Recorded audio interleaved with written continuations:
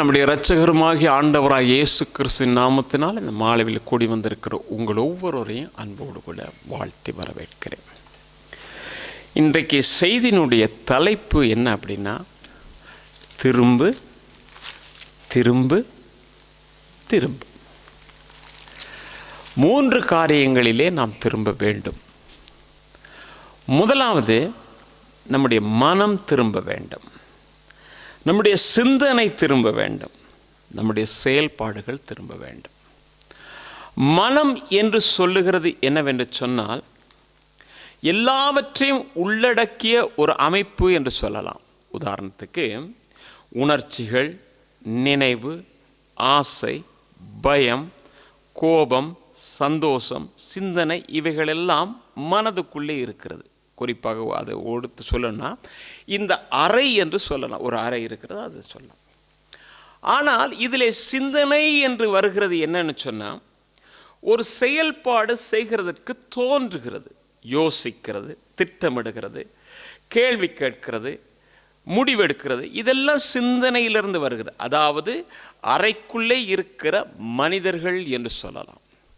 அருமையான கர்த்தருடைய பிள்ளை, அன்பான தேவ ஜனமே, மனம் என்கிறது ஒரு வகையில் சொல்லப்போனால் ஒரு மேடை.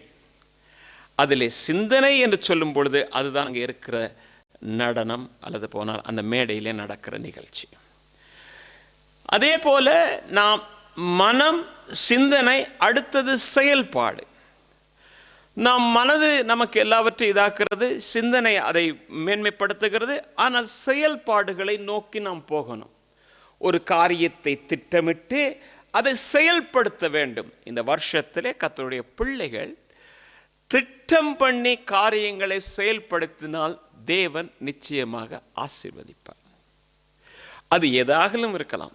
ஆவிக்குரிய ஜீவியத்திலே, படிப்பில், வேலையில், அல்லது போனால் சுய தொழில் ஆரம்பிக்கவோ எதா இருக்கலாம். நீங்கள் திட்டம் பண்ணி மனதிலே ஆலோசனை செய்து அதை சிந்தனையிலே கொண்டு வந்து திட்டம் பண்ணி நீங்கள் அதை செயல்படுத்துவீர்களே, ஆனால் தேவனுடைய கரம் நிச்சயமாக உங்களோடு இருக்கும். அருமையான கர்த்தருடைய பிள்ளை, அன்பான தேவ ஜனமே, இந்த வருஷத்திலே நாங்கள் உங்களுக்கு கொடுத்த வாக்குத்த, தேவன் கொடுத்த வாக்குத்தத்தை நாம் திருப்பி பார்க்கும் பொழுது, எல்லா நேரங்களிலும் ஆசீர்வதிப்பேன், உயர்த்துவேன், உன்னோடு இருப்பேன், நான் சொன்னதை நிறைவேற்றுவேன், எல்லாவற்றையும் திருப்பிக் கொள்வேன், எல்லாம் நாம் பார்த்திருக்கிறோம். ஆனால் இந்த வருஷத்தின் வாக்குத்தத்தம் என்னை பொறுத்தவரையில் மிகவும் ஆசீர்வாதமானதும், அதே வேளையில் மிகவும் ஜாக்கிரதையோடு கூட கையாள வேண்டிய ஒன்று என்று சொல்லி நான் நினைக்கிறேன். திருப்பிக் கொள்வோம். நம்முடைய வாக்குத்தத்தத்துக்கு நேரம் எங்கே இருக்குன்னு யாருக்காவது தெரியுமா? தோத்திரம். எரேமியா தீர்க்கதரிசன புத்தகத்தில் 15ஆம் அதிகாரம் 19ஆம் வசனத்துக்கு நேராக நாம் திருப்பிக் கொள்ளும். இதன் நிமித்தம் நீ திரும்பினால் நான் உன்னை திரும்ப சீர்படுத்துவேன், என் முகத்துக்கு முன்பாக நிலைத்தும் இருப்பாய். நீ தீழ்ப்பானது நின்று வெளியேற பெற்றதை பிரித்தெடுத்தால் என் வாய் போல் இருப்பாய். நீ அவர்களிடத்தில் திரும்பாமல் அவர்கள் உன்னிடத்தில் திரும்புவார்களாக என்று கர்த்தர் சொல்லுகிறார். எரேமியாவுக்கு ஆண்டவர் சொல்றார், அதே தான் நமக்கு சொல்லுகிறார். எப்படின்னா, நான் உன்னை மறுபடியுமாக என திரும்பவும் சீர்படுத்துவேன். ஏற்கனவே சீர்படுத்தினேன், ஆண்டவர் சொல்றாரு, இன்னும் நான் உன்னை சீர்படுத்துவேன். அந்த சீர்படுத்துகிறதை நம்ம வரனால பார்க்கலாம். சீர்படுத்துகிற நேரத்தில் நீ என் முகத்துக்கு முன்பதாக நிற்பாய், தைரியமாக நிற்பாய். அப்புறம் என்னன்னா, நீ தீழ்ப்பானது நின்று நீ ஒரு காரியம் செய்யணும், விலையேற பெற்றதை பிரித்தெடுக்கணும். அதையும் நாம் வருகிற நாட்களிலே பார்க்க கத்த நமக்கு உதவி. அப்பொழுது நான் என்ன செய்வேன் என்றால், என் வாய் போல உன்னை பாவிக்க ஆரம்பிப்பப்பா. என் வாய் போல பாவிக்க ஆரம்பிக்கும் பொழுது சொல்லுகிறவைகள் நடக்கும். இரண்டாவது, கிருபை உள்ளது பிறக்கும். ஆண்டவருடைய வார்த்தை கிருபை உள்ளது தானே. அடுத்தது, உனக்கு எதிராக எல்லாரும் வந்தாங்க, ஆனால் இனிமே அவர் எதிராக வந்தாங்க, இனிமே நண்பர்களாக உங்ககிட்ட வருவாங்க. அதை கர்த்தர் இந்த வருஷத்திலே செய்வார். ஆனால் இவைகளையெல்லாம் செய்கிறதற்கு ஆண்டவர் ஒரு சிறிய நிபந்தனை முன்னதாக வைக்கிறார். அது என்னவென்று சொன்னால், நான் உன்னை சீர்படுத்த வேண்டுமானால், உன்னை சிறப்படுத்த வேண்டுமானால், உன்னை உயர்த்த வேண்டுமானால், உன் குடும்பத்தை, உன் பிள்ளையை, உன் சபையை நான் உயர்த்த வேண்டுமானால், நீ முதலாவது திரும்ப வேண்டும். திரும்ப வேண்டும் என்று சொல்லுகிறதை நான் இவ்விதமாக எடுத்து சொல்லுகிறேன். நான் இங்கிருந்து ஒரு பயணம் போகிறேன், யாரோ ஒருவரை தேடிக்கொண்டு. இப்போ எல்லாம் ஜிபிஎஸ் இருக்கு, டெலிஃபோன் அடித்தா கொண்டு போய் நேரம் சேர்த்துடும், எங்கேயுமே நம்ம தவற தேவையில்லை. ஆனால் இப்போ ஒரு 10-20 வருஷத்துக்கு முன்னதாக இருந்த ஒரு நிகழ்வாக நாம் நம்முடைய கண்களுக்கு முன்பதாக நிறுத்தோம். நான் இங்கிருந்து அந்த ஒரு குறிப்பிட்ட இடத்துக்கு வருகிறேன் என்று சொல்லுகிறேன். ஒருவர் வந்து நிற்கிறார். ஆனால் நான் அந்த இடத்தை கடந்து நேராக போய்கொண்டிருக்கிறேன். வந்தவர் பார்க்கிறார், வரவேண்டியவரை இன்னும் காணவில்லை என்று சொல்லி சற்று திரும்பி பார்க்கும் பொழுது அவர் என்னை அடையாளம் கண்டு கொண்டு கூப்பிடுகிறார். ஃப்ரெடி அப்படின்றார். கண்ட உடனே அவர் என்ன சொன்னார், திரும்பி வாங்க, நீங்கள் அங்கே இருக்கிறீங்க, அங்கே இல்லை, இங்கே தான் இருக்குது, திரும்பி. நான் என்னுடைய வழியிலே நான் போகிறேன், என்னுடைய இஷ்டப்படி போகிறேன், தேடிக்கொண்டு போகிறேன். ஆனாலும் நீ தேட வேண்டிய இடமும் நீ சேர வேண்டிய இடமும் இங்கே இருக்கிறன்னு சொல்லி வழிகாட்டுகிறான். இதுதான் திரும்புதல். அருமையான கர்த்தருடைய பிள்ளை, அன்பான தேவ ஜனமே, பாட்டுக்காரன் படிக்கும்போது சொல்றான், மனம் போன போக்கில் தினம் ஒரு திசையில் அலைந்தே திரிகிறான். இப்படி அலைந்து திரிகிற ஒரு அனுபவத்திலிருந்து சரியான நேரான பாதைக்கு வர வேண்டும் என்கிறது தான் கர்த்தருடைய விருப்பம். இயேசு கிறிஸ்து இந்த உலகத்திலே வரும்பொழுது ஆண்டவர் எதற்காக வந்தார் என்று சொன்னால், ஒவ்வொரு பாவியும் மனம் திரும்ப வேண்டும் என்கிறதற்காகத்தான் வந்தார். ஆண்டவராக இயேசு கிறிஸ்து மத்தேயு எழுதின சுவிசேஷம் 9:13 சொல்லும் பொழுது, நீதிமான்களை ரட்சிக்க நான் வரவில்லை, நான் வந்ததெல்லாமே பாவிகளை ரட்சிக்கத்தான் வந்தேன். அருமையான கர்த்தருடைய பிள்ளை, அன்பான தேவஜனமே, சங்கீதக்காரன் சங்கீதம் 51:13 சொல்லுகிறான், பாதகருக்கு உமது வழியை உபதேசிப்பேன், பாவிகள் உம்மிடத்திலே மனம் திரும்புவார்கள். பாவிகள் என்று ஒரு வார்த்தையை நாம் பார்க்கிறோம், நீதிமான்கள் என்ற ஒரு சொற்றொடரையும் பார்க்கிறோம். அருமையான கர்த்தருடைய பிள்ளை, அன்பான தேவஜனமே, இப்பொழுது நம்முடைய கேள்வி என்னவென்று சொன்னால், யார் பாவி, யார் பாவி, அல்லது பாவி யார் என்கிற ஒரு கேள்வி நமக்கு வருகிறது. ஆனால் வேதம் இவ்விதமாக கற்றுக் கொடுக்கிறது. இன்றைக்கு அநேகருடைய வாழ்க்கையில் பாவி யார் என்கிறதே ஒரு பெரிய கேள்விதான். ரோமருக்கு எழுதின நிருபம் 3:12 வாசிக்கும் பொழுது, எல்லோரும் வழி தப்பி ஏகமாய் கெட்டு போனார்கள், நன்மை செய்கிறவன் ஒருவனும் இல்லை, ஒருவனாகிலும் இல்லை என்று வேதம் சொல்லுகிறது. நீங்க வாசித்து பார்ப்பீங்கன்னா 3:10 அந்தப்படியே பாவியும் இல்லை என்று சொல்லல, என்ன போட்டிருக்கு, நீதிமான் ஒருவனும் இல்லை. அப்படியா இருந்தா கெட்டு போன எல்லாருமே நீதிமான்கள் இல்லை, பாவிகள் தான் என்று சொல்லப்படுகிறது. அருமையான கர்த்தருடைய பிள்ளை, அன்பான தேவஜனமே, வேதம் இன்னும் தெளிவாக சொல்லும் பொழுது பிரசங்கியுடைய புத்தகத்தில் 7:20 ஒரு பாவமும் செய்யாமல் நன்மையே செய்யத்தக்க நீதிமான் பூமியில் உள்ளதான் பேசுறார். இந்த பூமியில யார் இல்லை, ஒருத்தரும் இல்லை அப்படின்றார். ஆனா இருக்கிறாங்கன்னு சொல்லுவாங்க. எப்படி தெரியுமா, அவர் ஒரு பாவமும் செய்ய மாட்டார். எதுக்கு, ஈயோ எறும்போ, அவர் புல்லு மேல நடந்தா கூட அது கூட எது பாவம், அதுதான் பாவம். ஆனா மாட்டை வெட்டி சாப்பிடும்போது அது பாவம் தெரியல, அது உயிர்னு தெரியல, எது அது பாவம் இல்லைங்க. பாவம் என்ன அப்படின்றத நாம் பார்ப்போம். நீங்க பார்க்கும் பொழுது வேதம் தெளிவாக எச்சரித்து சொல்லுகிற ஒரு காரியம், 1 யோவானுடைய புத்தகம் 1 8ஆம் வசனம், 1 யோவான் 1 சொல்லப்படுகிறது, நமக்கு பாவம் இல்லை என்போமாகில் நம்மை நாமே வஞ்சிக்கிறவர்களாக இருப்போம். வேதம் சொல்லுகிறது. வேதம் சொல்லுகிறது என்று சொல்லும் பொழுது யாரோ தங்களுடைய அறிவு திறமையினால் எழுதினார்கள் என்பது அல்ல. தேவ மனிதர்கள் தேவ ஆவியை கொண்டு எழுதினவைகள் தான் நாம் இன்றைக்கு கற்றுக்கொள்கிறோம், நாம் கடைபிடிக்கிறோம். ஆண்டவர் தம்முடைய தாசர்களை கொண்டு நாம் பின்பற்றத்தக்கதாக, நாம் தெளிவுறத்தக்கதாக தேவன் நம்முடைய கரத்திலே கொடுத்ததுதான் இந்த பரிசுத்த வேதாகம். அப்ப வேதம் என்ன சொல்லுகிறது, தாயின் வயிற்றிலே பிறந்த யாருமே பாவம் செய்யாத இந்த உலகத்தில் இல்லை என்றும் யோவான் சொல்லும் போது சொல்றான், எப்படி, நமக்கு பாவம் இல்லை என்போமாகில் வெளியில இருக்கிறவர்களுக்கு மேடை போட்டு சொல்லவில்லை, சபைக்குத்தான் சொல்லுகிறான். வெளிப்படுத்தின சுவிசேஷத்திலும் கூட நாம் பார்க்கும் பொழுது பார்க்கிறோம், வாசல் அருகே நின்று கதவை தட்டுகிறேன். ரட்சிக்கப்படாதவனை தட்டுகிறதல்ல, ரட்சிக்கப்பட்ட உங்களையும் என்னையும் ஆண்டவர் தட்டி கொண்டிருக்கிறார். என் சத்தத்தை கேட்டு நீ கதவை திறக்க வேண்டும்.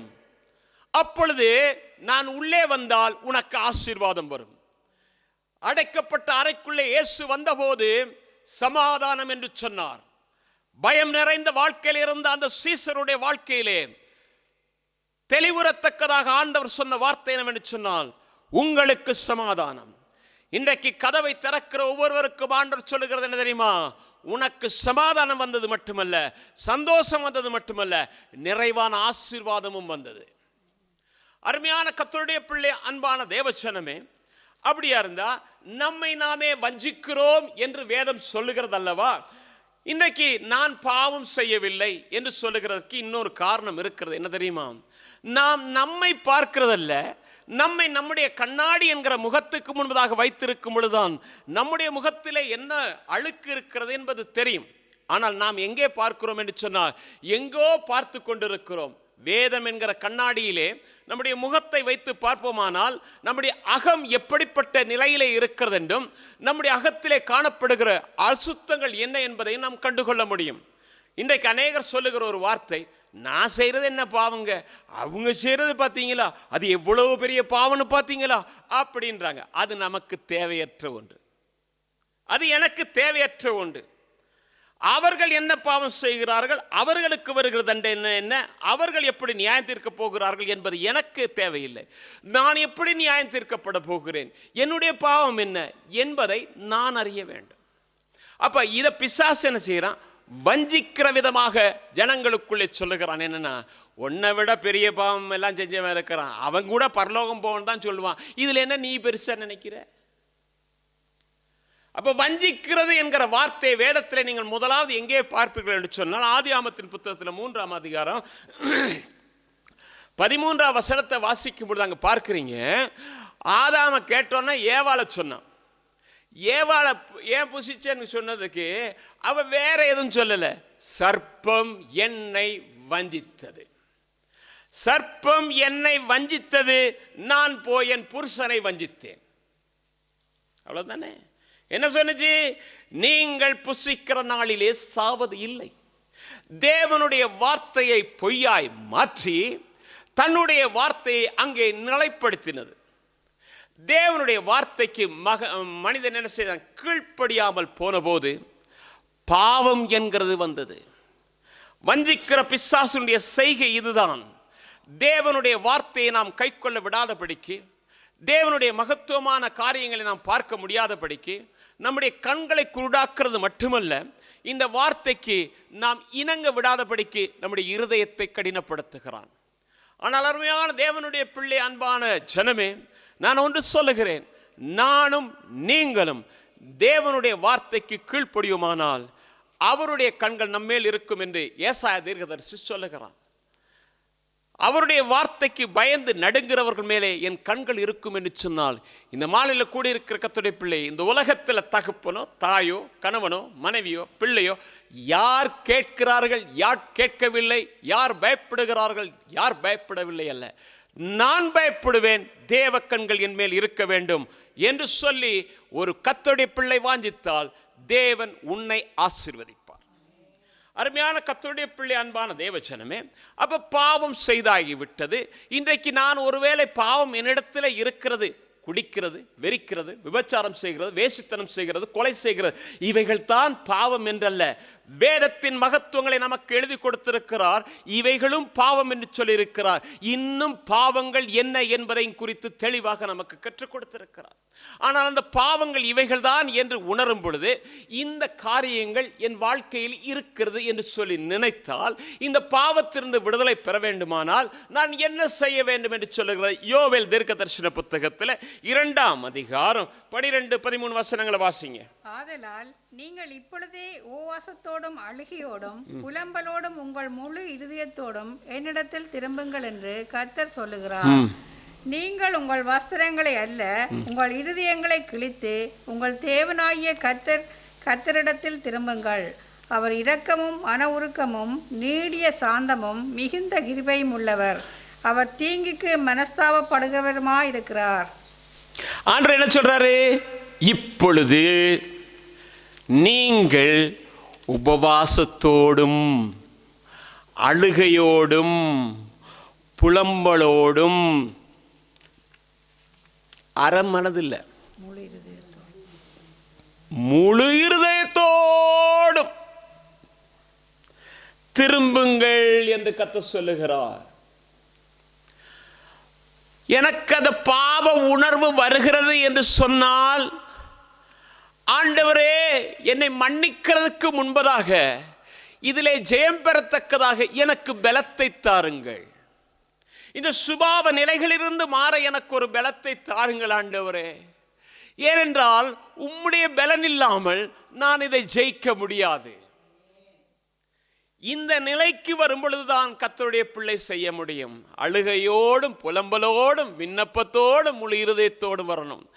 ஆண்டவர் சொல்லுகிறாரே, உங்கள் வஸ்திரங்களை அல்லப்பா உங்கள் இருதயங்களை கிழித்துக் கொள்ளுங்கள். உங்கள் இருதயங்களை கிழித்துக் கொள்ளுங்கள். என்ன செய்கிறது? எப்படி கிழிக்கிறது? வஸ்திரத்தை கிழிக்க முடியும். நீங்க வேதத்தில் பார்ப்பீங்கன்னு சொன்னா, எலியாவின் நாட்களிலே பாகால் தீர்க்கதரிசிகள் வருகிறார்கள். 1 ராஜாக்களுடைய புத்தகத்தில் 18ஆம் அதிகாரம் 28ஆம் வசனத்தை வாசிக்கும் பொழுது, அவர்கள் உரத்த சத்தமாய் கூப்பிட்டு தங்கள் வழக்கத்தின்படியே இரத்தம் தங்கள் மேல் வடியும் மட்டும் கத்தியாலும் ஈட்டிகளாலும் தங்களை கீறிக்கொண்டார்கள். அப்படித்தானே? நாமும் இந்த புறஜாதியார் செய்கிறது போல உருண்டு பிறண்டு அதை செஞ்சு இதை செஞ்சு சரீரத்தை காயப்படுத்தி தேவனிடத்தில் இரக்கம் பெறுகிறதற்கு தேவன் ஒரு வழி வைக்கல. இருதயத்தை கிளி என்று சொன்னால் இருதயத்தை கிழிக்கிறதற்கு ஒரு பட்டயம் வேண்டும். அந்த பட்டயம் தான் கர்த்தருடைய வார்த்தை. நீங்கள் எபிரேயருக்கு எழுதின புத்தகத்தில் 4ஆம் அதிகாரம் 12ஆம் வசனமானது இவ்வளவு சொல்லுகிறது, தேவனுடைய வார்த்தையானது ஜீவனும் வல்லமையும் உள்ளதாயும் இருபுறமும் கருக்குள்ள எந்த பட்டயத்திலும் கருக்கானதாயும் ஆத்மாவையும் ஆவியையும் கணுக்களையும் ஊனையும் பிரிக்கத்தக்கதாக உருவ குத்துறதாயும் இருதயத்தின் நினைவுகளையும் யோசனைகளையும் வகை அறுக்கிறதாயும் இருக்கிறது. அப்ப இருதயத்தை கிழிக்கிறதுக்கு எது உதவுனா தேவனுடைய வார்த்தை மட்டும்தான். இருபுறமும் கருக்குள்ள பட்டயம் எல்லா பட்டயங்களை பார்க்கலும் கூர்மையானது.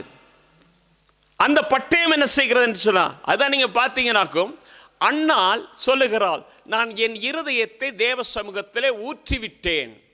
எப்படிமா கரைச்ச? எப்படிமா? இல்லைங்க, தேவனுடைய வார்த்தையை நாம் இருதயத்திலே கொண்டு வரும் பொழுது இருதயமானது எல்லாவற்றுக்கும் எப்படி போட்டிருக்கு? தெருக்குள்ளது. அதுல இருக்கிற பொல்லாதது எல்லாம் என்னான்னு வேதம் சொல்லுது. ஆண்டவர் சொல்றாரு, அந்த பொல்லாததெல்லாம் அகற்றப்படணும்ப்பா. அப்பதான்ப்பா அது கிழிக்கப்பட்டு அதெல்லாம் வெளியேற்றப்படணும்ப்பா. அதுதான்ப்பா உண்மையான மனம் திரும்புதல். அதுதான் உண்மையான மனம் திரும்புதல். அது உங்களுக்கு மட்டுமல்ல எனக்கும் கூட என்று சொல்லுவேன். இந்த செய்தியை யார் கேட்டாலும் அதுதான் என்று சொல்லுவேன். அவர் பெரிய போதகராக இருக்கலாம், யாராகவும் இருக்கலாம், ஆனால் இருதயம் என்கிறது சுத்தமாக இருக்க வேண்டும் என்று வேதம் கற்றுக் கொடுக்கிறது. சுத்தமுள்ளவர்கள் தேவனை தரிசிக்க முடியும் என்று வேதம் கற்றுக் கொடுக்கப்படுது. எனவே இந்த இருதயமானது கிழிக்கப்பட வேண்டும். வஸ்திரங்களை அல்ல, இருதயத்தை. ஏனென்றால் இருதயத்தின் சிந்தனைகள் என்ன என்பதை வேதம் நமக்கு வகையறுத்து காட்டும். நீ இது செய்கிறது பிழை, நீ இப்படி யோசிக்கிறது பிழை, இப்படி பேசுகிறது பிழை, இப்படி நடக்கிறது பிழை என்று சொல்லி கற்றுக் கொடுக்கும். அதன்படி நம்முடைய இருதயத்தை என்ன செய்ய வேண்டும் என்று சொன்னால் தேவனுக்கு முன்பதாக சரி செய்து கொள்வார்.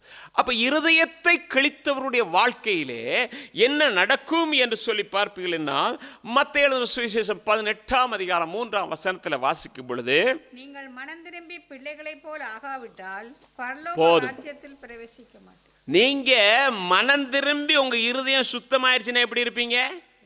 சின்ன நீங்க லூக்கா 18ஆம் அதிகாரத்தில் பார்த்தீங்கன்னா 24ஆம் வசனம் சிறு பிள்ளை என்று போட்டிருக்கும். பிள்ளைகளை போல மாறிடுவீங்க. மனம் புதிதாயிருச்சு. பிள்ளைகள் என்று சொல்லும் பொழுது இப்ப இருக்க பிள்ளைகள் நான் சொல்லல, இப்ப இருக்க பிள்ளைகள் நமக்கு கற்றுக் கொடுக்கும். 2 வயசு பிள்ளைகிட்ட டெலிஃபோனை கொடுத்தா எங்கே என்ன செய்கிறதுன்னு அது நமக்கு கற்றுக் கொடுக்கும். கற்றுக் கொடுத்தோன்னு நீங்கள் இதை பார்க்காதீங்க நமக்கு சொல்லும். அப்படி தானே? ஆனால் அந்த நாளில் இருந்த பிள்ளைங்க, அது வலது கைக்கும் இடது கைக்கும் வித்தியாசம் தெரியாத பிள்ளைகள் இருக்குல்ல, அந்த சுபாவத்துக்கு வந்துடுவோம். இப்போ உள்ள பிள்ளைகள் தெரியும், எல்லாம் தெரியும், தெரியாத ஒன்றுமே கிடையாது. ஆனால் அந்த பிள்ளைகளுக்கு இல்லை. அந்த நாட்களில் வளர்ந்தவர்களுக்கு எதுவும் தெரியாது. வளர்ந்தவர்களுக்கு எது டெலிஃபோனை வச்சுட்டு, இன்றைக்கி நானும் டெலிஃபோன் வச்சுருக்கேன். டெலிஃபோனில் என்ன நான் கத்தோடைய சமூகத்தில் சொல்கிறேன், எனக்கு எல்லாமே கூட தெரியாது. இந்த கிட்டத்தில் கூட அன்றைக்கி பேசுகிறான், இதை வச்சுட்ருங்க, இதில் உங்களுக்கு செய்ய தெரியாது. தெரியாதுப்பா, என்ன செய்கிறது? எங்கே தெரியும்? யூடியூப் பார்க்க தெரியும், வாட்ஸ்அப் அனுப்ப தெரியும், இதுதான் எனக்கு தெரியும். ஏன்னா உள்ளதெல்லாம் வாட்சி பார்த்து செய்கிறதுக்கு எனக்கு தெரியாது. அதே வேளை சின்ன பிள்ளைய கூப்பிட்டு கேளுங்க, அதெல்லாம் சொல்லும். அப்போ என்னது? நம்முடைய சுபாவங்கள் மாறிடும். அந்த சின்ன பிள்ளைகிட்ட இருக்க சுபாவம் மாறிடும். அப்போ சின்ன பிள்ளை மாதிரி நம்ம அதுக்காக குழந்தை மாதிரி பேசுகிறது நான் சொல்லலை. நம்முடைய சுபாவ ரீதியான காரியங்கள் அது மாறிடும். அருமையான கர்த்தருடைய பிள்ளை, அன்பான தேவஜனமே, அப்போ பிள்ளையே போல மாறிட்டா நம்முடைய கிரியைகள் அப்படி வந்துடும். நீங்கள் வாசிங்க உபாகமத்தின் புத்தகம் 30ஆம் அதிகாரம் 8ஆம் வசனத்தை வாசிங்க. நீயோ மனம் திரும்பி கர்த்தரின் சத்தத்துக்கு செவி கொடுத்து நான் என்று உனக்கு கற்பிக்கிற அவருடைய எல்லா கற்பனைகளின் படியும் செய்வாய். என்னதான் மனம் திரும்பிட்டா என்ன நடக்கும் அப்படின்னா, கர்த்தருடைய சத்தத்துக்கு செவி கொடுக்க ஆரம்பிச்சிடும். ஆண்டவர் என்ன சொன்னாலும் கீழ்ப்படியும். ஆண்டது வேணான்னு சொன்னால் அடம் பிடிக்க மாட்டோம். வேணான்னு சொன்னால் அடம் பிடிக்க மாட்டோம். செய்யின்னு சொன்னால் முடியாதுன்னு சொல்ல மாட்டோம். ஒரு யோனாவை மாறி கப்பல் ஏறி போக மாட்டோம் இல்லையா? ஆண்டவர் என்ன சொன்னாலும் சரி ஆண்டவரே நான் செய்கிறேன். ஆண்டவர் தாழ்மையையும் கீழ்ப்படுதலையும் தான் எதிர்பார்க்கிறார். வேற எதையும் நம்மகிட்ட எதிர்பார்க்கல. கொண்டு வா, கட்டு சொல்லலை. உங்ககிட்ட கீழ்ப்படுதல். நான் சொல்லுகிறேன், என் வார்த்தைக்கு நீ கீழ்ப்படி. ஆண்டவர் சொல்றாரு சங்கீதத்தில், என் சத்தத்துக்கு என் ஜனங்கள் செவி கொடுத்தால். எவ்வளோ வேதனையான ஒரு வார்த்தை தெரியுமா? அவர்களோ செவி கொடுக்க மாட்டேன்னு ஆனால் சொல்றாரு, என் ஜனங்கள் என் சத்தத்துக்கு செவி கொடுத்தால் நான் அவர்கள் சத்துருக்களை அவர்கள் பாதத்தின் கீழே போடுவேன்னு சொல்றாரு. ஆனால் என்ன நடக்குன்னா, சத்தத்துக்கு செவி கொடுக்க முடியாதபடிக்கு இருதயம் கடினப்பட்டு போயிருக்குது. ஆனால் இந்த வருஷத்தில் கர்த்தர் மாற்றுவார். சதையான இருதயங்களை கர்த்தர் கொடுப்பார். இன்னுமாய் தேவன் நம்மை ஆசீர்வதிக்க விரும்புகிறார். அருமையான கர்த்தருடைய பிள்ளை, அன்பான தேவஜனமே, அப்படியானா மனம் திரும்புகிறதுக்கு முதலாவது நாம் என்ன செய்ய வேண்டும்? எப்படி மனம் திரும்புகிறது என்று சொல்லும் பொழுது வேதம் நமக்கு சொல்லுகிறது என்னன்னு சொன்னால், முதலாவது நீ உன் வழியை சோதித்துப்பார். இப்படி போகிற அதில்லை, இங்கே தான் ஒன்று சோதித்துப்பார். வாசிங்க புலம்பலுடைய புத்தகம் 3ஆம் அதிகாரம் 40ஆம் வசனம். நாம் நம்முடைய வழிகளை சோதித்து ஆராய்ந்து கர்த்தரிடத்தில் திரும்ப கடவோம். என்ன வழிகளை சோதித்து ஆராய்ந்து அதற்கு பிறகு கர்த்தரிடத்தில் திரும்ப. ஏதோ ஆண்டவர்கிட்ட நான் வந்துட்டேன், ஆண்டவர்கிட்ட எல்லாம் சொல்லிட்டேன், ஆண்டவர் எல்லாம் மன்னிச்சிட்டாரு, நான் இப்போ எல்லாம் இல்லை. அழுகையோடும் புலம்பலோடும் வரும் பொழுது தேவ சமூகத்திலிருந்து கண்ணீர் கடகடன் ஓடணும். நான் இவ்வளவு பெரிய பாவத்தை என் தேவனுக்கு விரோதமாக செய்திருக்கிறேன் என்ற அந்த குற்ற உணர்வு நம்முடைய இருதயத்தை தைக்கணும். நான் சொல்லுகிறதல்ல, தகப்பன் சொல்லுகிறதல்ல, தாய் சொல்லுகிறதல்ல, மனைவி சொல்லுகிறதல்ல, கணவன் சொல்லுகிறதல்ல. ஆண்டவரே என்னை சீர்படுத்துகிறதுக்கு நான் திரும்ப வேண்டும், என்னை உணர்வுள்ளவனாக்கி என் வழியை நான் பார்க்க எனக்கு கிருபை செய்யுங்கள் என்று சொல்லி கண்ணீரோடு உட்கார்ந்தா தேவன் படன் போட்டு காட்டுறதுக்கு உண்மையில வர்றாரு. எத்தனையோ பரிசுத்தவான்கள் சொல்லும்போது சொல்லுவாங்க, உட்கார்ந்தேன் அப்படியே கட கட கடன்னு எல்லாத்தையும் கற்று காட்டினார். ஏன் அவருக்கு மட்டும் தான் கற்று காட்டுவாரா? ஆண்டவரே வாஞ்சிக்கிறவர்களுக்கு தான் தேவன் ஆண்டவர் காரியங்களை செய்வார். நாம வாஞ்சிக்கணும், ஆண்டவரே என் வழியை ஆராய்ந்து சோதித்து பார்க்கறதுக்கு எனக்கு உதவி செய்யுங்க. சோதித்த பிறகு தாங்க மருந்து. டாக்டர்கிட்ட போறீங்க, டாக்டர்கிட்ட போனோன்னு உட்கார வச்சு என்ன ஏதெல்லாம் கேட்டு அவன் பரிசோதித்த பிறகுதான் நமக்கு மருந்து தருவான். நம்மை நாம் சோதித்ததுக்கு பிறகுதான் நாம் மீட்பை பெறுவோம். அருமையான கர்த்தருடைய பிள்ளை, அன்பான தேவச்சனமே, அப்போ நம்ம வழிகளை ஆராய்ந்து பார்க்க சொல்லும்போது ஆண்டவர் சொல்கிறாரு, முதலாவது இந்த வழியை பாருப்பா அப்படின்றார். எந்த வழி? 2 நாளாகமத்தின் புத்தகம் 7ஆம் அதிகாரம் 14ஆம் வசனத்தை வாசிக்கும்போது அங்கே பார்க்கிறோம். என் நாமம் தரிக்கப்பட்ட என் ஜனங்கள் தங்களை தாழ்த்தி ஜெபம் பண்ணி என் முகத்தை தேடி தங்கள் பொல்லாத வழிகளை விட்டு திரும்பினால் அப்பொழுது பரலோகத்தில் இருக்கிற நான் கேட்டு அவர்கள் பாவத்தை மன்னித்து அவர்கள் தேசத்துக்கு சேமத்தை கொடுப்பேன். என்ன சொல்றாரு? என் நாமம் தரிப்பிக்கப்பட்ட என் ஜனங்கள். நாமம் தரிப்பிக்கப்பட்டிருக்கு சொல்றாரு. திரும்பணும். நானா சொல்வேன் இதெல்லாம் என் ஜனம் இல்லைன்றுவேன். நம்ம சொல்லு கேட்காதெல்லாம் நம்ம ஜனம் இல்லைன்ற. ஆனால் ஆண்டவர் சொல்கிறாரு, பொல்லாத வழியில் தான் போகுது. ஆனாலும் யார் தெரியுமா? என் பேரை வச்சிருக்குது. அது என் நாமம் தரிப்பிக்கப்பட்ட என் ஜனங்கள் தங்களை தாழ்த்தி தங்கள் பொல்லாத வழிகளை விட்டு திரும்பினால், பொல்லாத வழிகளை விட்டு திரும்பினால் அப்பொழுது நான் பரலோகத்தில் இருக்க நான் என்ன செய்வேன்? கேட்பேன். உன் விண்ணப்பத்தை கேட்பேன், உன் வேண்டுதலை கேட்பேன், உன் கண்ணீரை பார்ப்பேன், உனக்கு அற்புதம் செய்வேன். அப்பதான் உனக்கு சேமம் நடக்கும். பொல்லாத வழி என்று சொல்லும் பொழுது புதினமாக எதையும் நான் உங்களுக்கு சொல்ல வேண்டியது இல்லை. ஏனென்றால் பொல்லாத வழிகள் எவைகள் என்று உங்களுக்கும் எனக்கும் நன்றாக தெரியும். அருமையான கர்த்தருடைய பிள்ளை, அன்பான தேவஜனமே, அப்போ பொல்லாத வழிகளை விட்டு நாம் விலகிவிட்டோம் என்றால் நம்ம என்ன செய்ய வேண்டும் என்றால் சீர்படுத்தி கொண்டு நம்முடைய கிரியைகள் மூலமாக நாம் தேவனை அணுக வேண்டும். எரேமியா தீர்க்கதரிசன புத்தகத்தில் 18ஆம் அதிகாரம் 11ஆம் வசனத்தை வாசிக்கும் பொழுது, உங்களில் ஒவ்வொருவரும் தன் தன் பொல்லாத வழியை விட்டு திரும்பி உங்கள் வழிகளையும் உங்கள் கிரியைகளையும் சீர்படுத்துங்கள் என்று கர்த்தர் உரைக்கிறார் என்று சொல். பொல்லாத வழியை விட்டு திரும்பிட்டேன், பாவ மன்னிப்பை கேட்டுட்டேன், ஆண்டவர் மன்னிச்சிட்டாரு, நான் அதே இதைத்தான் மறுபடியும் செய்வேன்னா எந்த மாற்றமும் இல்லை. அப்படிதானே இருக்கா? என்ன ஒரு மாதிரி பார்க்குறீங்க? என்னமோ இருக்கா? நான் இப்போ ஏதோ தூசணம் பேசுகிறேன்னு வச்சோம். உதாரணத்துக்கு நான் ஆண்டவர் சொல்கிறேன், ஆண்டவரே இனிமேல் நான் தூசணமெல்லாம் பேச மாட்டேன். ஏன் பழகிறேன்? ஐயோ பெரிய பாட்டு நான் வீட்டில் வந்து சொல்லுவேன். நான் வேலை செய்கிற இடத்துல இதுலேருந்து வந்துட்டார், எங்கே கூப்பிள்லேருந்து வந்துட்டார். அவர் வந்தால் தொடங்குறதே குட் மார்னிங்கிற மாதிரி அதில் தான் தொடங்குவார். நான் பார்த்தேன். நான் சொன்னேன், தயவுசெய்து இதை விட்டு உங்களுக்கு வேறு வார்த்தை தெரியாதா அப்படின்னு கேட்டேன். எனக்கு சரியான ஆத்திரம். ஏன் வேற ஒன்றும் இல்லை, அவர் என்ன சொல்லிட்டு போட்டு நம்ம இதை நானும் சொல்ல ஆரம்பிச்சிருவேன்.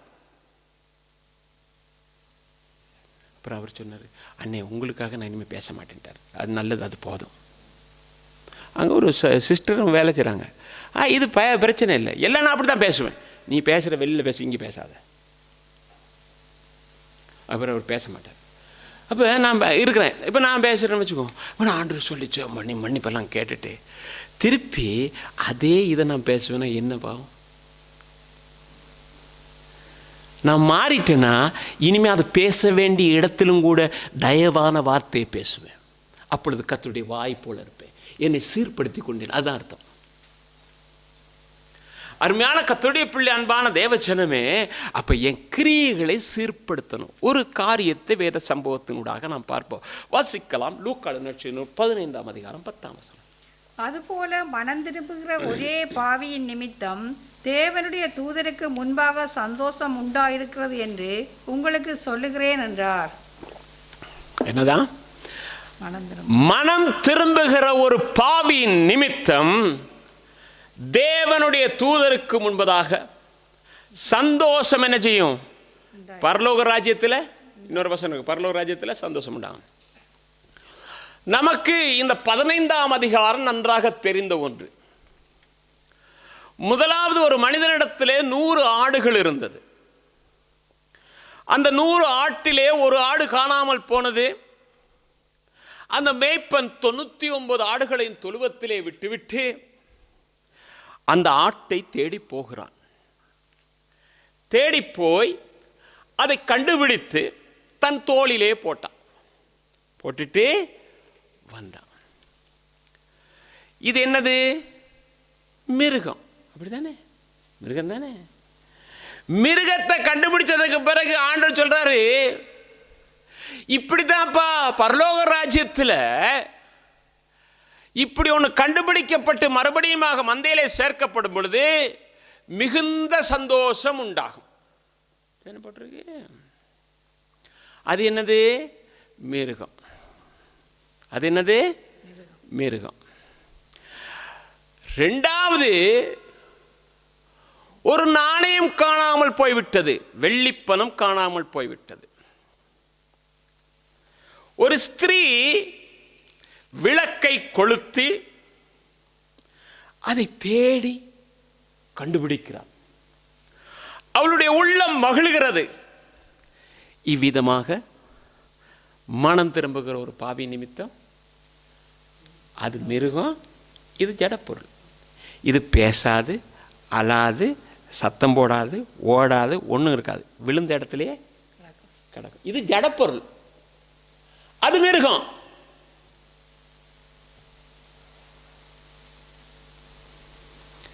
சில சொல்லுவாங்க, மேய்ப்பனா இருந்தா ஆடெல்லாம் போய் தேடணும். என்னதா? அது பெரிச்சு அது தேடணுமா? அது கீழ்படியாமல் போய் எங்கேயா முள்ளில் சிக்கி இருக்கும், போய் தேடணும். எது? அது மிருகம். அதுக்கு அவ்வளவு தூரம் அறிவில்லை. அதை போய் தேடணும், தோல்ல போட்டுட்டு தான் வரணும். அது மேய்ப்பனுடைய வேலை. ரெண்டாவது, சத்தம் போடாது, ஓடாது, பேசாது, நடக்காது, ஜடப்பொருள். அதை தேடணும். எதை வச்சு தேடணும்? இதை வச்சு தான். விளக்கை கொளுத்தி, உடைய வார்த்தை விளக்காய் இருக்கிறது, மகனே இப்படி செய்யாத, அப்படி செய்யாத, கர்த்தருடைய வார்த்தை இப்படி இருக்குது, கர்த்தருடைய வருகை இப்படி இருக்குது சொல்லி தேடி அந்த பணத்தோடு சேர்க்க வேண்டியது பொறுப்பு. ஆனால் மூணாவது ஒன்று இருக்கு, ஒரு வேறுபாடு போச்சு. அதை தேடுறதில்லை. தகப்பனுடைய அன்பு என்ன என்று தெரியும், தகப்பனுடைய வீட்டில் இருக்கிற மேன்மை என்னன்னு தெரியும், தனக்கு இருக்கிற உயர்வான அந்தஸ்து என்னன்னு தெரியும். அதையெல்லாம் விட்டுட்டு அது போச்சு. எப்படி போச்சு? அப்பா நான் என்ன செய்யணும்? வியாபாரம் தொடங்கி முன்னுக்கு வரணும். வியாபாரம் தொடங்கி முன்னுக்கு வர்றதுனால எனக்கு கொஞ்சம் பணம் தாங்கன்னு கேட்டிருந்தாலும் பரவாயில்ல, பாவி ஆஸ்தி என்ன செய்யுங்க, பிரிச்சு தாங்க. தகப்பன் ஒன்றும் சொல்லலை, ஆஸ்தியை பிரித்தான், கொடுத்தான், ஆசீர்வாதமாக வனாந்தரத்திலே போயிட்டு வாழ்ந்தார். விட்டான், எடுத்துக்கிட்டு புறப்பட்டு போறான். ஆனா உண்மையிலேயே அவன் முன்னுக்கு வரணுமா இருந்தா தகப்பனோட இருந்து முன்னுக்கு வந்திருப்பான். தகப்பனுடைய அந்த காரியங்களை முன்னோக்கி பார்த்து மூத்தமாக மறந்து அங்கேயே முன்னுக்கு வந்திருக்கலாம். இல்லை, அப்போ பக்கத்தில் நான் என்ன செய்யறேன்னு சொன்னா, ஒரு காரியத்தை செய்து நான் முன்னுக்கு வர விரும்புகிறேன் என்று சொல்லியிருக்கேன். இவன் எங்கே போனானா? எங்கே செய்யிருக்கான்? தூர தேசத்துக்கு, கண்ணுக்கு தெரியாதபடி. ஏன்னா இவன் செய்ய போகிறதுன்னு கேடான காரியம். தூர, ஏன்னா நாங்கள் எல்லாம் வந்து சின்ன வயசில் சிகரெட் குடிக்கிற நேரத்தில் என்னமோ பெரிய போதை மருந்து பாவிக்கிற மாதிரி எங்கே போகணுன்னா அந்த அந்த புல் மரங்கள்லாம் இருக்கு இல்லையா, அந்த தெரியாமல் இருக்க அதுக்குள்ளே போவோம். இல்லாட்டி இந்த போக்கு மாதிரி இருக்குது, அதுக்குள்ளே போய்ட்டு நாங்கள் ஃப்ரெண்ட்ஸ் எல்லாம் இருந்து குடிப்போம். இப்பொழுதெல்லாம் அப்படி இல்லை, இவ்வளோ தான் இருக்குது. அது நம்ம பார்த்து ஊதுது, அரைஞ்சா 9 மாதத்துக்கு எழும்பாது. வேற யாரையும் பேசுகிறேன், நம்ம பிள்ளையில பேசிக்கிட்டு இருக்கேன். என்கிட்ட ஒருத்தர் சொல்கிறேன், அண்ணே ரயில்வே ஸ்டேஷனில் வந்து பாருங்க அண்ணே, நம்ம பிள்ளைங்க எப்படி இருக்காங்கண்ணே, இங்கே ஒன்று வச்சிருக்கு, இங்கே ஒன்று வச்சிருக்கு. நாங்களும் அந்த வழியில் தான் வந்தோம், இல்லைன்னு சொல்லலை. ஆனால் அந்த நாட்களில் நாங்கள் எல்லாருக்கும் பயந்தோம். போலீஸுக்கு பயம், வயசுக்கு வந்தவனுக்கு பயம், இருமல் சத்தம் கேட்டால் கூட எல்லாம் ஒழிச்சு கிழிச்சு எல்லாம் செஞ்சிருவோம். நாங்கள் அப்படி இருந்தோம். இப்போ அதெல்லாம் பயம் இல்லை. இப்போ அதுக்கு எதுவும் சொல்லலை, காரி துப்பிட்டு போயிடும். ஏன்டா இப்படி செய்யறேன்டா, என்ன செய்யும், நீ யாரு கேட்க, அப்படி துப்பிட்டு போயிடும். அது வாய் முடிக்கணும். சில இடங்களில் வாய் மூடணும். வாயை திறந்தாலே பாவமாயிரும் இல்லையா? வாயை சிகரெட்டுக்கு மட்டும் இல்லை, எல்லாத்துக்கும் வாய் மூடணும். வாய் மூடலைன்னா காரி துப்பிட்டு போயிடும். ரொம்ப ஜாக்கிரதையாக இருக்கணும். பிரசங்கம் பண்ணும்போதும் அதான் நான் பார்த்துக்கிறேன். ரொம்ப இது பிரசங்கம் பண்ணும்போது யோசிப்பேன், அடே இப்படி சொன்னால் அப்படி எதுவும் குத்திருமோ. கடைசியில் நம்ம ஒன்றும் கேட்காமலே இப்படி பயப்படுறோம். கதை கேட்குற பாடு எப்படி இருக்கும்? விசுவாசி வீட்டுக்கு போய்ட்டு எப்படி இருக்கீங்க, என்ன இருக்கீங்க எல்லாம் கேட்டுட்டு வராலே, அவன் பாடு எப்படி இருக்குன்னு நான் நினைக்கிறது. நம்ம ஒன்றும் கேட்காமலே நமக்கு இந்த பயமாக இருக்குது. முன்னால் நின்று இது இப்படி போயிருமோ அப்படி போயிருமோ, டக்குன்னு அதை மாற்றி எங்கேயா கொண்டு போகணும் இருக்கு. ஆண்டவர் சொன்னாலும் கூட சொல்ல மாட்டோம். ஒரு முறை இங்கே சொல்ல வேண்டியது காரியத்தை சொல்லலை, திருப்பி ஆண்டவர் அதே காரியத்தை அங்கேருந்து வந்து பேச. அப்போ நினச்சேன் சொல்லியிருந்தா கூட நல்லா இருக்கும், ஆனால் சொல்லியிருந்தா வேறு மாதிரி போயிருக்குமே ஆண்டவரே. தூர தேசத்துக்கு போய் துன்மார்க்கமாய் நடக்கிறான். துன்மார்க்கமாய் நடக்கும்போது அவனுடைய நண்பர்களை நம்பித்தான் போனான். தகப்பனுடைய அன்பை விட்டு போகும்போது நண்பர்கள் மேலாக இருந்தார்கள். இப்போ என்ன நடக்குது? அவன் போன தேசம் எப்படி இருந்திருக்கணும்? அமெரிக்கா மாதிரி ஒரு தேசத்துக்கு போயிருந்தானா நல்லா இருந்திருக்கும். இது வந்து எத்தியோப்பியா மாதிரி ஒரு தேசத்துக்கு போயிடுச்சு. அங்க பஞ்சம், அந்த பஞ்சத்தில் எல்லாம் மெலிஞ்சிருக்கிறான். இவன் பார்க்குறான் எங்கடா போகிறது அப்படின்னு சொல்லி பார்த்தா எல்லாரும் ஓடிட்டான், இவன் தனிச்சு போயிட்டான். இப்போ போகிறான், பார்த்தா ஒருத்தன் பண்டி கொஞ்சம் வச்சிருக்கிறான். ஐயா உங்ககிட்ட ஒரு வேலை கிடைக்குமா? எங்க ஐயா வேலை, இங்கே பஞ்சம் இப்படி தலைவிரித்தாடும்போது உனக்கு என்னத்தை நான் கொடுப்பேன், வேணா வந்து உட்காந்து வேணா நீ பார்த்துக்க அப்படின்ட்டு பண்டிக்கு தவிடு கொடுக்கும்போது பின்னாலே நின்று பார்க்குறான். தவிட்டு என்ன ஏதாவது செஞ்சிருவானா அப்படின்னு. இவன் பார்க்குறான், அவன் போனால் கொஞ்சம் சாப்பிடலான்னு, கிடைக்குதில்லை. அப்பத்தான் அவனுக்கு உணர்வு வருகிறது. அந்த இக்கட்டான நெருக்கத்தில் அவனுக்கு ஒரு உணர்வு வருகிறது. என்ன தெரியுமா? நீங்கள் வேதத்தில் பார்த்தீங்கன்னா தெரியும், லூக்கா 15:17 அவனுக்கு புத்தி தெளிந்த போது அவன் என் தகப்பனுடைய கூலிக்காரர்கள் எத்தனையோ பேருக்கு பூர்த்தியான சாப்பாடு இருக்கிறது, நானோ இங்கே பசில. நண்பர் போயிடலாம், ஆனால் சேர்ந்து வருகிற பசி போகாதே. இப்பொழுது அவன் உணர்வடைகிறான், எல்லாவற்றையும் இழந்து விட்டான். இனி நான் எப்படி போவேன், எங்க அப்பா கிட்ட எப்படி முழிப்பேன், அதெல்லாம் யோசிக்கல. உடனே ஒரு தீர்மானம் பண்ணா பாருங்க, நான் எழுந்து என் தகப்பனிடத்திற்கு போய், தகப்பனே பரத்துக்கும் விரோதமாகவும் உமக்கு முன்பதாகவும் நான் பாவம் செய்தேன். நான் பாவம் செஞ்சிட்டேன், நான் எதையோ நம்பி போயிட்டேன், ஆனா இன்னைக்கு உணர்ந்துட்டேன்.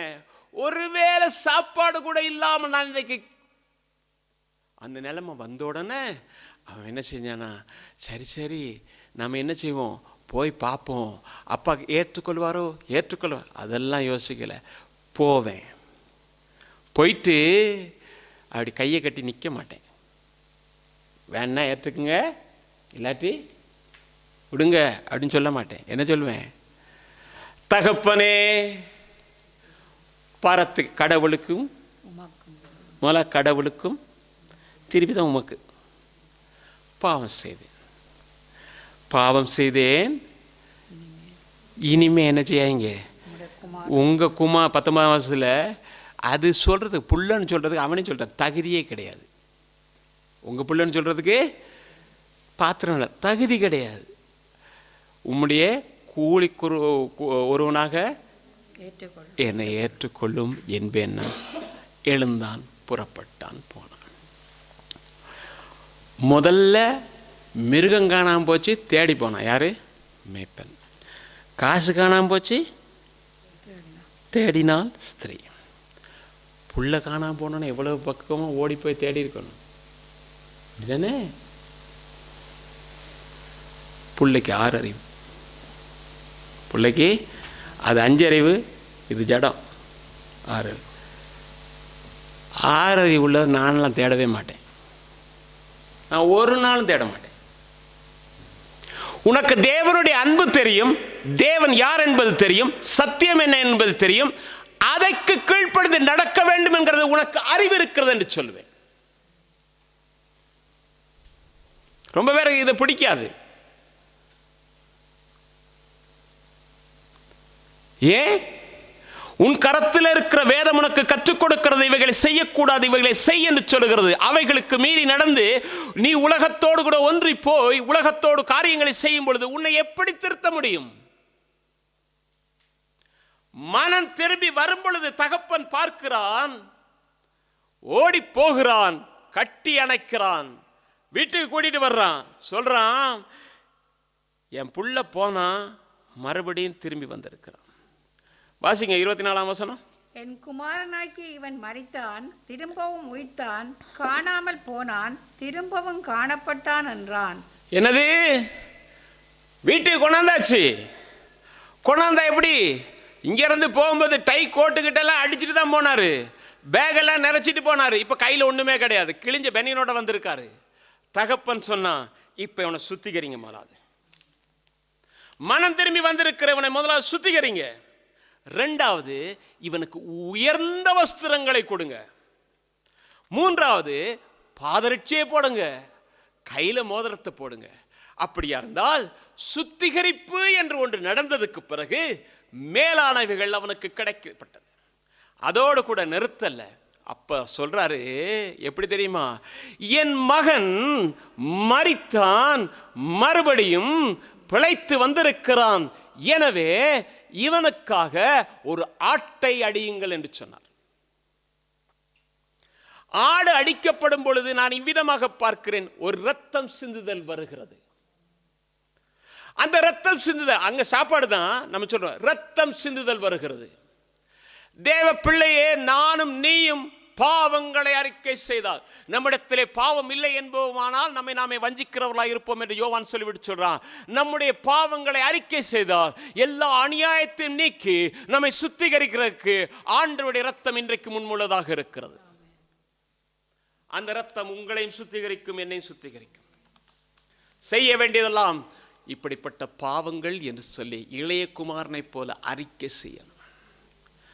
அருமையான கர்த்தருடைய பிள்ளை, அன்பான தேவச்சனமே, அப்ப உணர்வடைகிறது. நீங்க பாருங்க, ஓசியா தீர்க்கதரிசன புத்தகத்தில் 5ஆம் அதிகாரம் 15ஆம் வசனத்தை வாசிக்கும் பொழுது, அவர்கள் தங்கள் குற்றங்களை உணர்ந்து என் முகத்தை தேடும் மட்டும் நான் என் ஸ்தானத்துக்கு திரும்பி போய்விடுவேன். என்னதான்? ஆண்டவர் சும்மா ஆளு கிடையாது. என்ன சொல்றாரு? அவங்க உணர்ந்து மனம் திரும்பாட்டி நான் என் இடத்துக்கு போயிடுவேன். ஆளையே அப்புறம் நகரத்தின் காவலாளர், மதில் மேல் இருக்கிறவர்கள், நமக்கு தெரியும் தானே? ஏன் சொல்றாரு? திரும்பாட்டி நான் போயிடுவேன், அப்புறமேல ஆபத்து வரும், அப்ப கருத்தா நீ என்ன தேடுவ. அப்படித்தானே போட்டிருக்கு. தங்கள் ஆபத்திலே என்னை கருத்தா அப்புறம் தான் தேடுவ, கருத்தா தேடுவ. கர்த்தர் நல்லவர். வீட்டு வாசலுக்கு வந்தேன்னு சொல்லிட்டா, நான் என் வஸ்திரங்களை கழட்டி போட்டேன், அதை நான் மறுபடியும் எப்படி உடுத்துவேன்? என் பாதரட்சி. அப்படியா டார்லிங்? ஒன்றும் பிரச்சனை, போயிட்டாரு. உன்னது பாட்டில் இருக்கா? போயிடுவார். போனது பாரு, ரோட்டோடாலேயே நேசர் எங்கே போனார், நேசர் எங்கே போனார். நேசர் தான் வந்தார், நீ அப்பயே விட்டுட்டே, நீ மனம் திரும்பி இருந்திருப்பார். அவர் இல்லைன்ட்டு போயிட்டாரு. அருமையான கர்த்தருடைய பிள்ளை, அன்பான தேவச்சனமே, நீங்க 1 ராஜாக்களுடைய புத்தகம் 8ஆம் அதிகாரம் 47ஆம் வசனத்தை பாருங்களேன். அவர்கள் சிறைப்பட்டு போயிருக்கிற தேசத்திலே தங்களில் உணர்வடைந்து மனம் திரும்பி நாங்கள் பாவம் செய்து அக்கிரமம் பண்ணி துன்மார்க்கமாய் நடந்தோம் என்று தங்கள் சிறையிருப்பான தேசத்திலே உம்மை நோக்கி வேண்டுதல் செய்து. என்னஞ்சா? நாங்க எல்லாம் செஞ்சோன்னு உணர்ந்து வேண்டுதல் செய்தால் தேவன் என்ன செய்வார் என்று சொன்னால், திரும்ப நம்மை கட்டுவார் என்று யோபுடைய புத்தகம் 22ஆம் அதிகாரம் 23ஆம் வசனம் வாசிக்கும். நீ சர்வ வல்லவரிடத்தில் மனம் திரும்பினால் திரும்ப கட்டப்படுவீர். அக்கிரமத்தை உமது கூடாரத்துக்கு தூரமாக்குவீர். என்னது? திரும்ப கட்டப்படுவீர். இன்றைக்கு ஆண்டு சொல்றாரு, திரும்ப நான் உன்னை என்ன செய்வேன்? சீர்படுத்துவேன், திரும்ப உன்னை கட்டுவேன். நீ எல்லாத்தையும் சரியா அறிக்கை செஞ்சுட்டு எல்லாம் செஞ்சதுக்கு பிறகு நான் உன்னை திரும்ப கட்டுவேன். கட்டும்போது என்ன தெரியுமா, உனக்கு உயர்ந்த வஸ்திரம், பாதரட்சை, மோதிரம் கொடுத்துட்டு உனக்காக ஒரு ஆட்டை அடிச்சுட்டு என் மகன் திரும்பி வந்து விட்டான் என்று சொல்லி பூமியிலே சந்தோஷம். அங்க பரலோகத்தில் சந்தோஷம் எழுதலை. மனம் திரும்புற பாவி நிமித்தம் பரலோகத்தில் சந்தோஷம் அதுல எழுதில்லைன்னு நான் நினைக்கிறேன். நான் பார்த்த அளவு தெரியல. ஆனா பூமியிலே சந்தோஷம். தேவன் பூமியிலே நம்மை ஆசீர்வதிப்பார். மனம் திரும்பணும். அருமையான கர்த்தருடைய பிள்ளை, உபாகமத்தின் புத்தகத்தில் நாம மனம் திரும்பிட்டா கர்த்தர் எவ்வளவு சந்தோஷப்படுவார்னு சொல்றாரு பாருங்க. உபாகம் 30:10. உன் தேவனாகிய கர்த்தருடைய சத்தத்துக்கு செவி கொடுத்து இந்த நியாயப்பிரமாண புஸ்தகத்தில் எழுதியிருக்கிற அவருடைய கற்பனைகளையும் அவருடைய கட்டளைகளையும் கைக்கொள்ளும் போதும் உன் தேவனாகிய கர்த்தரிடத்தில் உன் முழு இருதயத்தோடும் உன் முழு ஆத்மாவோடும் திரும்பும் போதும் கர்த்தர் உன் பிதாக்கள் மேல் சந்தோஷமாய் இருந்தது போல, கர்த்தர் உன் பிதாக்களின் மேல் சந்தோஷமாய் இருந்தது போல உன்மேலும் உனக்கு நன்மை உண்டாக திரும்பவும் சந்தோஷமாய் இருப்பார். ஆமென். நான் மனம் திருப்பிட்டு ஆண்டவர் சொல்றாரு தெரியுமா, உங்க பாட்டன் தாத்தா எல்லாம் இருக்காங்க இல்லையா, அவங்க பேரில் நான் சந்தோஷமா இருந்தேன், அது மாதிரி உன் பேர்லையும் சந்தோஷமா இருப்பேன். கிணறு வெட்டினா வருவான் சண்டைக்கு, கொடுத்துட்டு போயிட்டான். கிணறு வெட்டுவான் சண்டைக்கு வருவான், போயிடும். அப்படி தானே ஈசாக்கு? கடைசியில் என்னது, சும்மா தூக்கிட்டு போனான், 100 மடங்கு வந்துருச்சு.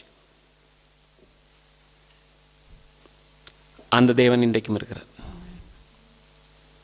அப்ப நீங்க பாருங்க எப்படி சொல்றாருன்னா, சகரியா 1:3 என்ன வாசிக்கிறோம்? ஆகையால் நீ அவர்களை நோக்கி சேனைகளின் கர்த்தர் உரைக்கிறது என்னவென்றால், என்னிடத்தில் திரும்புங்கள் என்று சேனைகளின் கர்த்தர் சொல்லுகிறார். அப்பொழுது நான் உங்களிடத்துக்கு திரும்புவேன் என்று சேனைகளின் கர்த்தர் சொல்லுகிறார். நீங்க என்கிட்ட திரும்பிட்டு என்ன செய்வேன்? நான் முகத்தை திரும்பிட்டு போக மாட்டேன், திரும்பாட்டி ஓடிடுவேன். திரும்பினா என்ன செய்வேன்? உங்ககிட்ட நான் திரும்புவேன், உங்க கூட பேசுவேன், உங்க தேவையை கேட்பேன். அப்படி தானே? அப்போ எதை கொண்டு திரும்பணும்? நான் வருஷத்தின் ஆரம்பத்தில் சொன்னேன், ஓசியா 14:2 பார்க்க. 1ஆம் வசனம் திரும்புங்க, கர்த்தரிடத்தில் திரும்புங்க. 2வது வசனம் வார்த்தையை கொண்டு கர்த்தரிடத்தில் திரும்புங்கள். அப்படி தானே போட்டிருக்கு? அப்போ இன்னைக்கு வார்த்தையை கொண்டு கர்த்தரிடத்தில் திரும்புங்க. அவரை நோக்கி, தேவரீர் எங்களை எல்லா அக்கிரமங்களையும் மன்னித்து எங்களை தயவாய் ஏற்றுக்கொள்ளும். அப்பொழுது நாங்கள் என்ன செய்வோம்? எங்கள் உதடுகளின் காலைகள் உமக்கு செலுத்துவோம் ஆண்டவரே. அதெல்லாம் பாருங்க நாட்களை பார்ப்போம். அப்போ இன்னைக்கு ஆண்டவரே என்னை ஏற்றுக்கொள்ளுங்கப்பா, என் அக்கிரமங்கள் மீறதெல்லாம் மன்னிங்க, நான் மனம் திரும்பி இந்த முதலாவது நாளில் இருந்து ஒரு புதிய பாதையில் நடக்கணும் ஆண்டவரே. என் வழிகளை நான் ஆராய்ந்து அது சரியான பாதையில் நடக்க எனக்கு உதவி செய்யுங்க. கேட்ட கத்தை செய்வார். அப்போ கர்த்தர் எங்கள் பேரில் சந்தோஷமாக இருக்கும்போது என்ன நடக்கணும் பாருங்க. ஓசியா 12:6 வாசிங்க வேகமாக. இப்போதும் நீ உன் தேவனிடத்தில் திரும்பு, தயவையும் நியாயத்தையும் கைக்கொண்டு இடைவிடாமல் உன் தேவனை நம்பிக்கொண்டிரு. என்னது திரும்பிட்டு, இப்போ நாம் திரும்பிட்டோம், பேசாமல் ஆண்டரையே நம்பிட்டு இருக்கணும். இந்த வருஷத்தில் என்ன செய்யணும்? கர்த்தரையே நம்பிட்டு இருக்கணும். எல்லாம் அவர் செய்வார், எல்லாம் செய்வார்.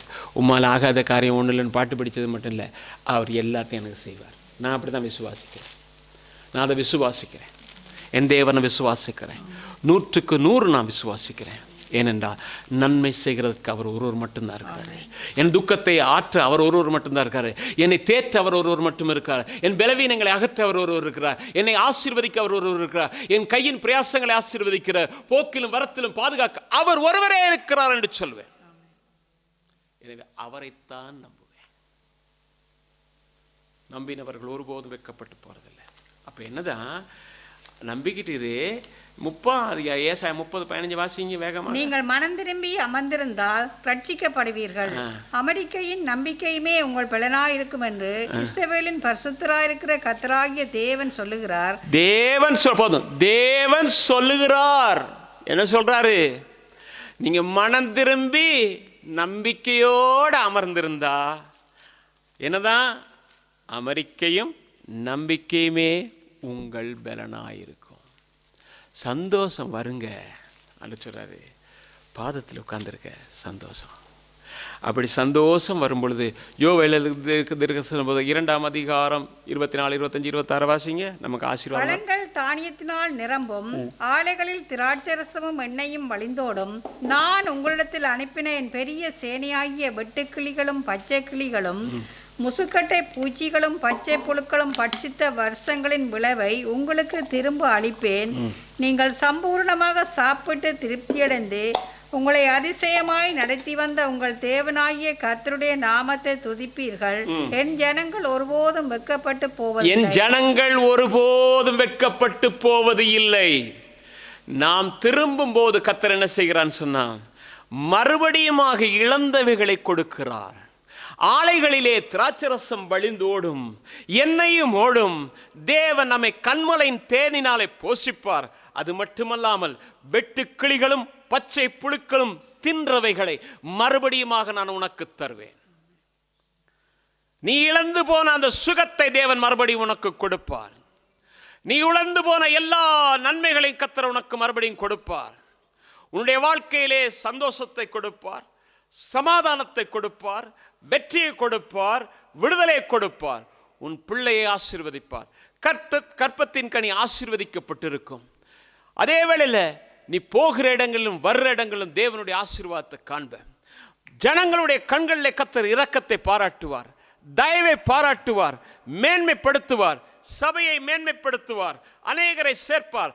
மந்தைகளைப் போல மனுஷரை சேர்க்கவும் தேவன் உண்மை உள்ளவராக இருக்கிறார். என் ஜனங்கள் ஒருபோதும் வெட்கப்பட்டு போகாது. இருக்கிற நாம் தேவனுடைய சமூகத்திலே மனம் திரும்புவோமேயானால் ஆண்டு சொல்லுகிறாரு, இந்த 2026ஆம் ஆண்டுல நமக்கு கொடுக்கிற வாக்குத்தத்தம், அதுதான் நான் சொன்னேன், வாக்குத்தத்தத்தை நான் சொல்றேன். எப்படின்னா, நீ சம்பூர்ணமாய் சாப்பிட்டு திருப்தி அடைந்து உன் தேவனாகிய கர்த்தரை நீ துதிப்ப. என் ஜனம் ஒருபோதும் வெட்கப்பட்டு போவது இல்லை, இல்லை, இல்லை. நான் வெட்கப்பட்டு போக மாட்டேன். கர்த்தர் என்னை ஆசீர்வதிப்பார். என் குடும்பம் ஆசீர்வதிக்கப்படும், என் பிள்ளை ஆசீர்வதிக்கப்படும், என் சரீரம் ஆசீர்வதிக்கப்படும். கர்த்தர் நிச்சயமா ஆசீர்வதிப்பார் சொல்றவங்க நம்ம எல்லாரும் எழுந்திருந்து ஆடு நடு செல்வோம்.